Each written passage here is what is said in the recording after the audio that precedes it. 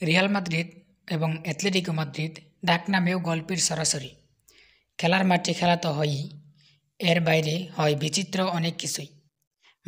মাঠের বাইরে বিচিত্র সব ঘটনা নিয়ে এ আয়োজন। ফুটবল দলগুলোকে ডাকনামে ডাকার চল নতুন কিছু নয়, তবে রিয়াল মাদ্রিদ ও অ্যাটলেটিকো মাদ্রিদের ডাকনামগুলোর পেছনে আছে মজার সব গল্প। রিয়াল মাদ্রিদের সবচেয়ে প্রচলিত ডাকনাম খুব সরল, লস ব্লাঙ্কোস বা লস বেরেন্স।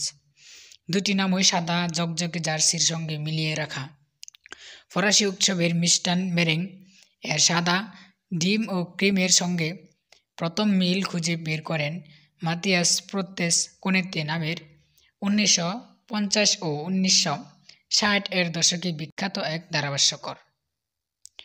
আবার আরেক দল মনে করে 1970 এর দশকে রিয়াল মাদ্রিদের দলে গুন্ডার নেজার, পল ব্রাইটন, হেনিং ইয়েনসন ও উলি মিলিস্টের মতো লম্বা সোনালি জুলের জার্মানি ডেনিশ খেলোয়াড় আসার পর প্রতিবেশী ক্লাব অ্যাটলেটিকো মাদ্রিদের সমর্থকরাই প্রথম লস বিঙ্কুস বা বাইকিস বলে ডাকতে শুরু করেন।